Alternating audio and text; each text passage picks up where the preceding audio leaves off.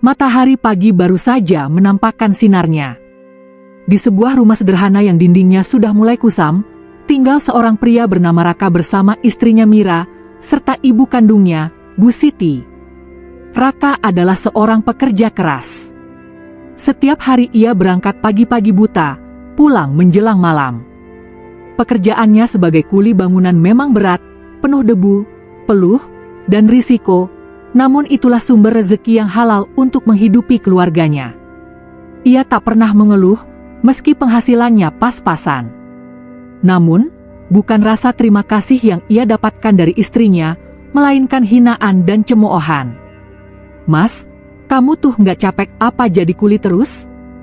Gaji kecil, pulang kotor, nggak ada kebanggaannya sama sekali. Aku ini malu punya suami kayak kamu," ucap Mira dengan nada tinggi, suatu pagi saat Raka sedang bersiap-siap bekerja. Raka terdiam. Ia hanya menunduk, menarik napas panjang, menahan gejolak dalam hatinya. Sungguh, kata-kata istrinya seringkali menusuk lebih tajam dari paku yang ia pukul setiap hari di tempat kerja. Seakan belum cukup, Mira juga kerap melampiaskan kejengkelannya kepada ibu mertua, Bu Siti, yang tinggal bersama mereka. "Bu, saya ini repot loh kalau tiap hari harus mikirin semuanya sendiri. Bapak nggak ada, ibu pun nggak kerja. Kenapa ibu nggak bantu cari uang? Masa enak-enakan di rumah terus, makan hasil keringat anak?" bentak Mira suatu siang, ketika Bu Siti hanya bisa duduk di kursi tua sambil merajut kain lusuh. Bu Siti terdiam. Matanya berkaca-kaca mendengar hinaan dari menantu yang seharusnya memperlakukannya dengan hormat. Ia sudah tua, tenaganya tak lagi kuat, tapi hati kecilnya menjerit. Raka yang baru pulang dari kerja mendengar kata-kata itu. Ia menahan amarahnya, mencoba sabar. Dengan suara bergetar, ia berkata, "Mira, jangan bicara begitu sama ibu. Beliau sudah membesarkan aku dengan susah payah, sampai aku bisa kerja sekarang. Jangan hina ibu, apalagi soal uang." Namun Mira malah balik melawan. "Loh, aku cuma jujur, Mas. Kita ini hidup susah karena kamu cuma kuli. Kalau ibumu itu mau kerja, ya lumayan kan bisa nambah biaya hidup. Jangan semua dibebankan ke aku yang tiap hari stres mikirin dapur." Padahal kenyataannya, Mira sendiri tidak bekerja. Ia lebih sering bersantai di rumah, menonton drama Korea, bersosial media, atau tidur siang. Uang belanja pun selalu ia minta lebih dari yang seharusnya, bahkan sering dipakai untuk membeli barang-barang keinginannya sendiri. Raka hanya bisa menelan rasa sakitnya. Di satu sisi, ia ingin marah. Namun di sisi lain, ia tahu, sebagai kepala keluarga ia harus sabar. Baginya, rezeki halal, seberapapun kecilnya, tetap lebih mulia daripada mencari uang dengan jalan yang salah. Malam itu, setelah semua tidur, Raka duduk termenung di beranda rumah. Bulan bersinar redup, menemani kesendiriannya. Ia berbicara lirih kepada dirinya sendiri. "Ya Allah, kalau memang jalan ini berat, kuatkan aku. Aku hanya ingin membahagiakan ibu dan membesarkan anak-anakku nanti. Tapi jika istriku belum bisa menghargai, beri aku kesabaran. Suatu hari nanti, pasti kau tunjukkan kebenaran." Doa itu meluncur dengan air mata yang tak tertahan. Hari-hari berikutnya, keadaan tak banyak berubah. Mira semakin berani menghina, bahkan di depan tetangga. "Suamiku tuh ya, kerjaannya cuma kuli. Gajinya paling berapa sih? Habis buat bayar listrik sama makan. Malu aku kalau cerita ke teman-temanku," katanya sambil tertawa mengejek ketika berbincang dengan ibu-ibu kompleks. Raka yang kebetulan lewat hanya bisa diam. Tapi diamnya bukan berarti kalah. Di dalam hati, ia menyimpan luka yang suatu saat akan berbalik menjadi kekuatan. Pagi itu, seperti biasa, Raka sudah bersiap dengan pakaian kerjanya yang sederhana, celana lusuh, kaos oblong, dan topi hitam yang warnanya sudah memudar. Tangannya kasar, penuh kapalan, Tapi itulah bukti bahwa ia bekerja keras demi keluarganya. Sebelum berangkat, ia sempat menyiapkan sarapan sederhana, nasi goreng seadanya untuk Mira dan ibunya. Namun ketika ia menghidangkannya di meja, Mira malah mencibir. "Cik, Kak, sarapan beginian lagi? Mas, kapan sih aku bisa makan yang enak? Suami orang lain tuh bisa loh bawain istrinya sarapan roti impor, makanan cepat saji yang keren-keren. Aku, nasi goreng kecap melulu. Memalukan banget." Bu Siti yang duduk di samping menantu hanya bisa menunduk. Ia menahan sakit hati karena tahu menantunya terlalu sering menyakiti perasaan Raka. Dengan suara lirih, ia mencoba menenangkan. "Mira, nak, makan itu bukan soal mewah atau tidak. Yang penting halal dan bikin kenyang. Bersyukurlah, masih ada makanan di meja." Namun Mira langsung melotot ke arah mertuanya. "Bersyukur? Bersyukur katanya? Kalau tiap hari makan nasi goreng murah begini, apa yang mau disyukuri, Bu? Kalau ibu mau ngomong, bantuin dong cari duit, jangan cuma nasehatin." Kata-kata itu bagaikan pisau yang menusuk dada Bu Siti. Wanita tua itu hanya bisa menahan tangisnya, sementara Raka terdiam, wajahnya merah menahan amarah. "Sudah, Mi. Jangan begitu sama ibu," ujar Raka pelan. "Terserah kamu deh, Mas. Aku udah capek ngomong," balas Mira sambil meninggalkan meja makan dengan wajah sebal. Hari-hari pun berjalan penuh tekanan. Raka tetap bekerja keras di proyek bangunan. Terkadang panas terik membakar kulitnya, kadang hujan deras mengguyur tubuhnya. Tapi ia tetap teguh, karena baginya, tanggung jawab sebagai suami dan anak adalah segalanya. Di sisi lain, Mira semakin sibuk dengan kesenangannya sendiri. Ia sering meminta uang tambahan untuk membeli tas, skincare, atau jalan-jalan bersama temannya. Jika Raka menolak karena memang gajinya tak cukup, ia akan marah besar. "Mas, kamu tuh suami atau bukan sih? Malu aku punya pasangan miskin begini. Kalau nggak bisa bahagiain aku, buat apa aku nikah sama kamu?" Setiap kali pertengkaran terjadi, Bu Siti seringkali menjadi korban. Mira melampiaskan kekesalannya dengan menghina mertua yang dianggap hanya menambah beban hidup. "Bu, jujur aja deh, saya ini sebenarnya nggak ikhlas tinggal serumah sama ibu. Ibu nggak kerja, nggak ngasih apa-apa, malah bikin pengeluaran nambah. Kalau ibu nggak ada, mungkin hidup saya lebih enak." Air mata Bu Siti menetes.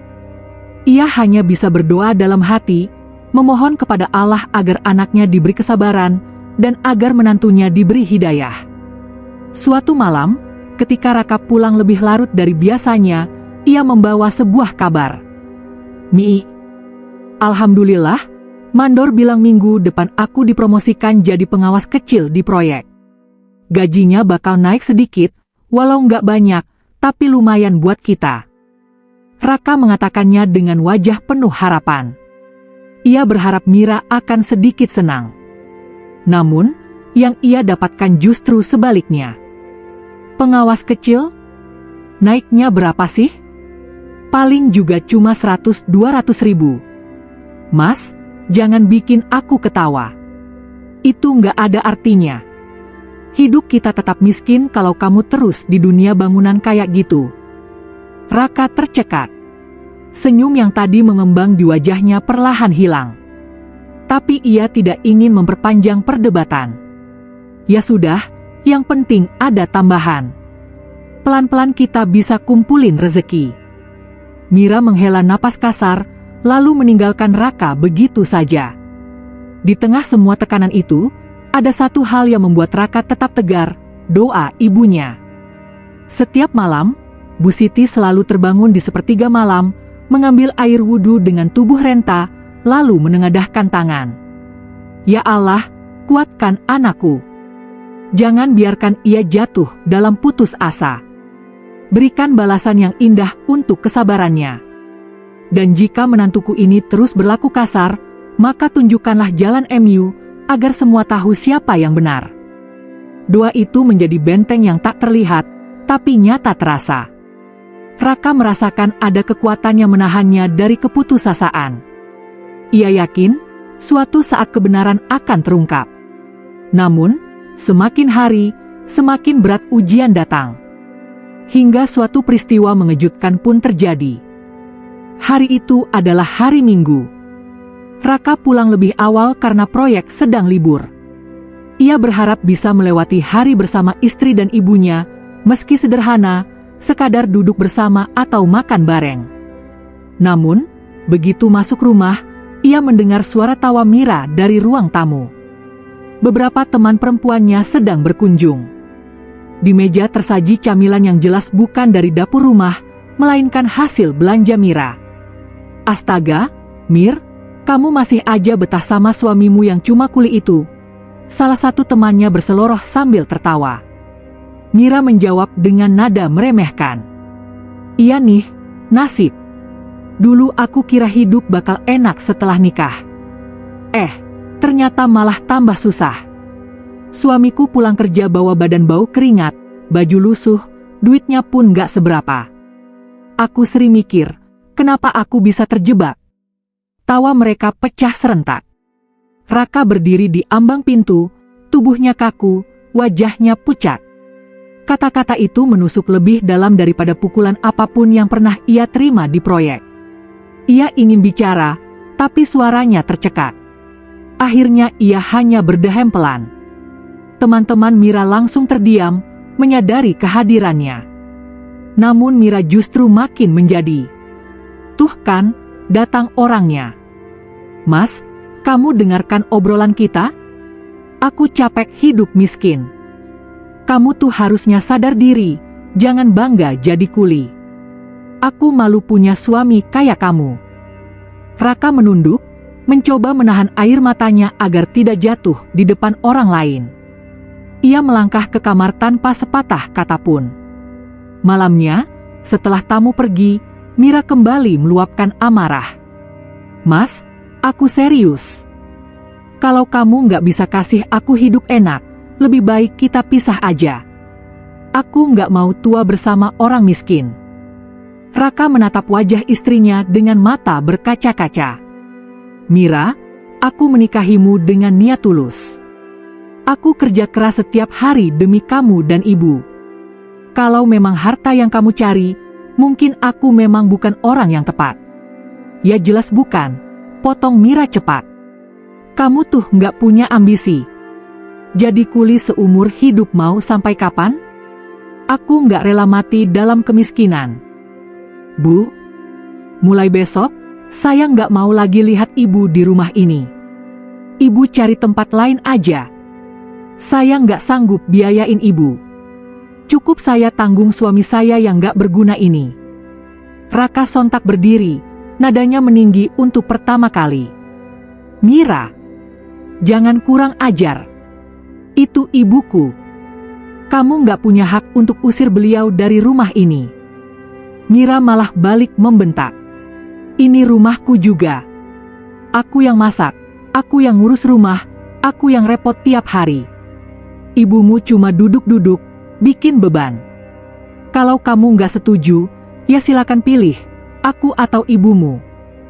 Bu Siti menangis terseduh. Ia mendekati Raka dan menggenggam tangan anaknya. Rak, sudahlah nak, kalau memang aku jadi beban, biarlah ibu pergi. Jangan karena ibu, rumah tanggamu hancur. Raka menunduk, air matanya jatuh deras. Tidak, Bu. Ibu nggak kemana-mana. Aku yang akan pilih. Kalau Mira nggak bisa hormat sama ibu, maka aku yang rela kehilangan Mira. Tapi aku nggak akan pernah rela kehilangan ibu. Mira terperangah. Ia tak menyangka Raka yang biasanya lembut bisa berkata setegas itu. Namun bukannya sadar, Mira justru makin benci. Baiklah, Mas. Kamu pilih ibumu, kan? Lihat aja nanti, kamu bakal nyesel. Sejak malam itu, hubungan rumah tangga makin retak. Mira semakin sering keluar rumah, pulang larut malam, bahkan mulai dekat dengan pria lain yang ia kenal dari media sosial. Raka tahu, tapi ia memilih diam. Ia hanya memperbanyak doa, meminta Allah menunjukkan jalan yang terbaik. Sementara itu, Bu Siti semakin rajin berdoa di malam hari. Dengan linangan air mata, ia memohon, "Ya Allah, jangan biarkan anakku hancur. Angkatlah derajatnya suatu saat nanti, agar semua hinaan ini berbalik jadi kebanggaan. Dan bukakanlah mata menantuku, jika Engkau berkehendak." Doa seorang ibu itu melangit. Dan tanpa mereka sadari, Allah sedang menyiapkan sesuatu yang luar biasa. Beberapa bulan setelah pertengkaran besar itu, keadaan rumah tangga Raka makin suram. Mira hampir tak pernah menghargai jerih payah suaminya. Ia lebih sering pulang larut, berdandan mewah, dan menghabiskan waktu bersama teman-temannya. Raka tetap bekerja keras, menahan segala sakit hati. Namun jauh di lubuk hatinya, ia merasa waktunya akan tiba. Entah bagaimana, ia yakin doanya dan doa ibunya tidak akan sia-sia. Suatu hari, ketika sedang bekerja di proyek bangunan, sebuah kejadian mengejutkan terjadi. Mandor besar yang biasanya hanya memberi instruksi dari kejauhan tiba-tiba menghampiri Raka. "Rak, kamu kan yang paling rajin di sini, ya?" tanya sang mandor. Raka terkejut, lalu mengangguk. "Alhamdulillah, Pak. Saya hanya berusaha kerja sebaik mungkin." Mandor itu tersenyum kecil. "Bos besar kita datang dari Jakarta minggu depan. Katanya butuh seseorang yang bisa dipercaya buat mengawasi proyek baru di kota. Aku sudah lihat kerja kerasmu selama ini. Aku mau rekomendasikan kamu." Raka terdiam, matanya melebar tak percaya. "Serius, Pak? Saya ini cuma kuli. Justru karena kamu nggak banyak gaya tapi kerja tuntas, bos suka orang kaya kamu. Nanti ada pelatihan singkat, terus langsung dikasih tanggung jawab. Gajinya, ya, bisa dibilang 3 kali lipat dari sekarang." Tubuh Raka gemetar. Ia hampir tak mampu menahan haru.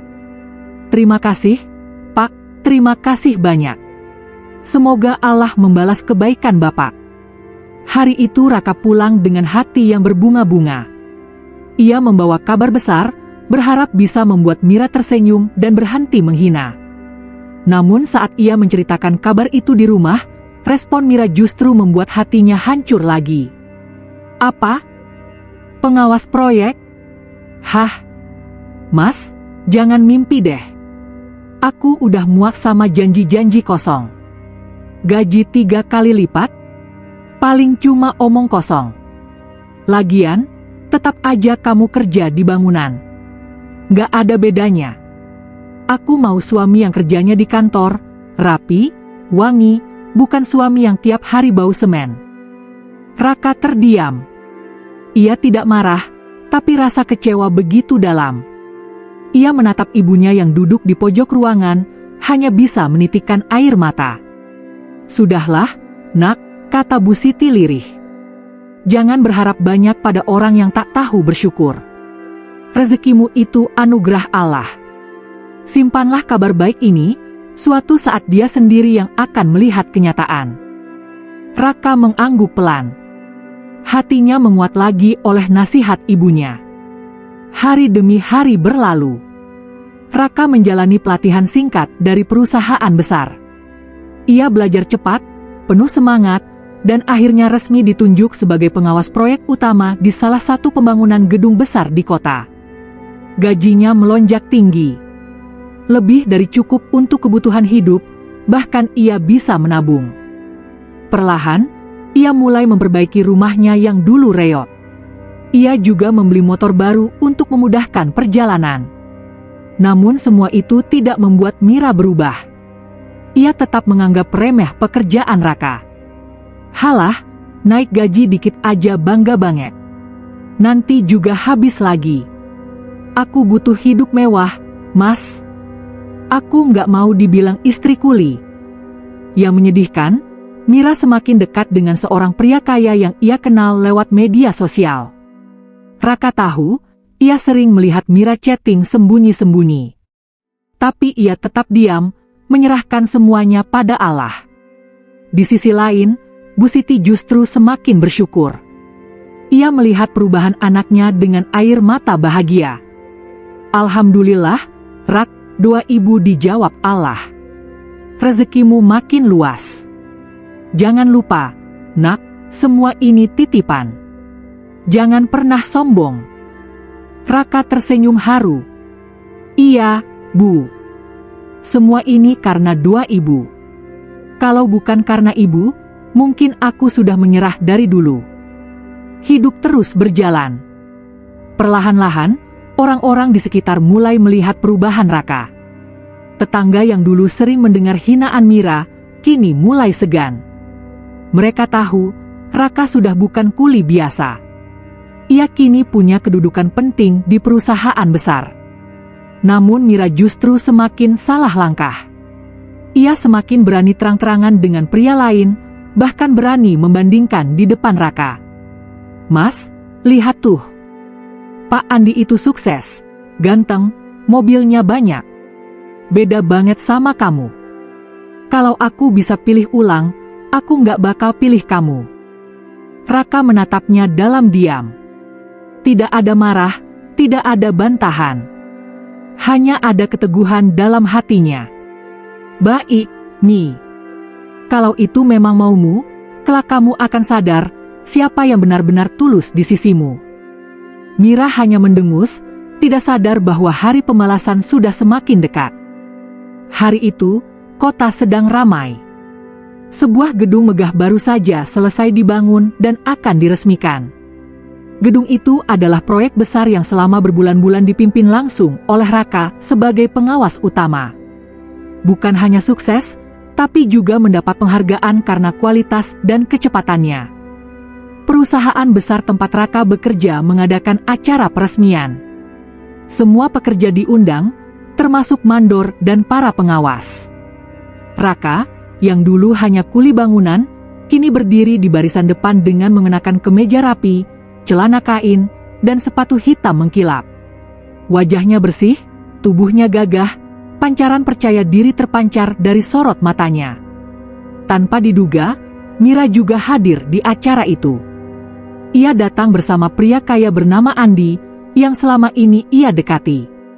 Andi adalah salah satu tamu undangan karena punya hubungan bisnis dengan perusahaan konstruksi tersebut.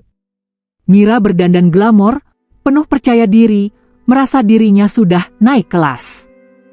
Saat melihat Raka di barisan depan, Mira hampir tidak percaya.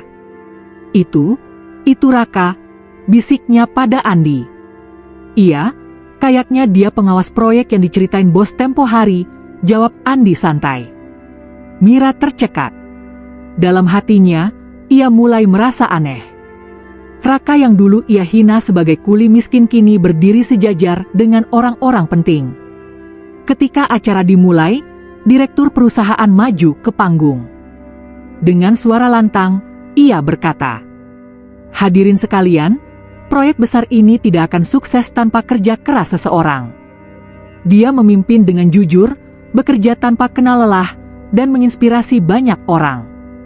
Mari kita sambut Bapak Raka, pengawas utama proyek kita." Tepuk tangan bergemuruh. Semua mata tertuju pada Raka yang melangkah ke depan dengan tenang.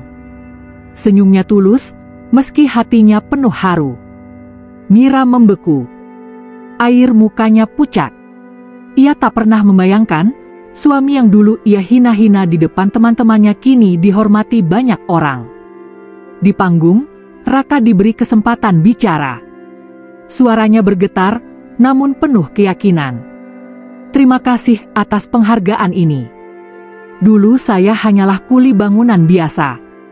Banyak orang meremehkan pekerjaan saya.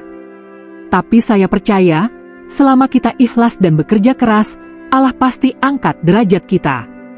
Semua ini juga berkat doa ibu saya, yang selalu mendoakan saya di setiap sujudnya." Tepuk tangan kembali menggema.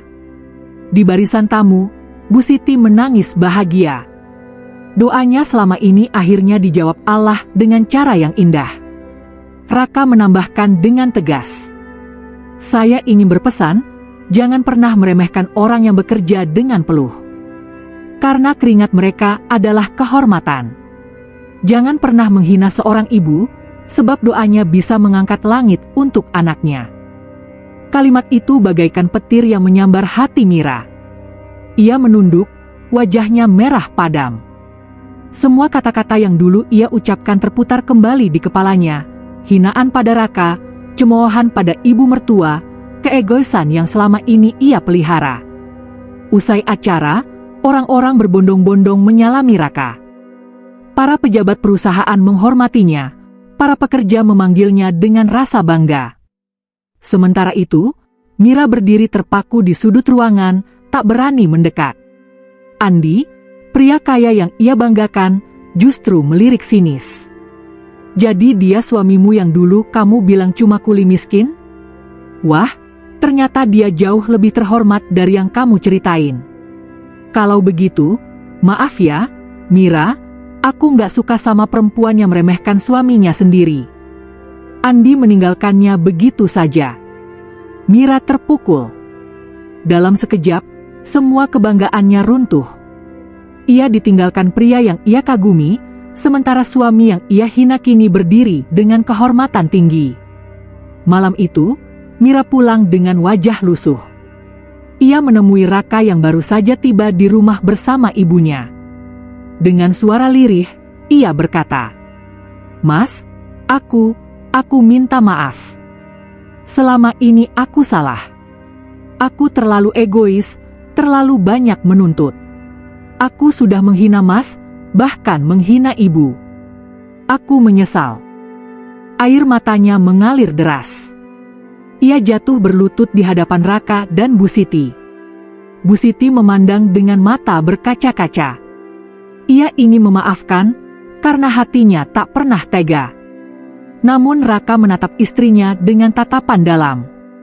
"Mira, aku sudah lama menunggu kata-kata ini. Tapi luka yang kau buat terlalu dalam. Kau hina aku, kau hina ibuku, bahkan kau hampir meninggalkan rumah tangga ini demi orang lain. Maafku ada, tapi kepercayaanku sudah hilang." Mira menangis semakin keras. "Mas, tolong beri aku kesempatan sekali lagi. Aku janji akan berubah." Raka menghela napas panjang. "Kesempatan itu sudah sering kuberi. Tapi kau memilih mengabaikannya. Mulai hari ini, biarlah kita berjalan di jalan masing-masing. Aku akan tetap jadi ayah yang bertanggung jawab jika kita punya anak kelak. Tapi sebagai suami, aku tak bisa lagi." Mira terisak tak terkendali. Dunia seakan runtuh baginya. Beberapa bulan kemudian, Raka semakin sukses. Ia dipercaya menangani proyek-proyek besar di kota lain. Namanya harum, bukan hanya sebagai pekerja keras, tapi juga sebagai sosok rendah hati yang selalu mengingat jasa ibunya. Bu Siti hidup tenang bersama Raka, penuh kasih sayang dari anak yang ia banggakan. Sementara Mira, hidupnya berbalik. Pria yang ia harapkan tak pernah serius dengannya. Teman-temannya menjauh setelah tahu keburukan sikapnya.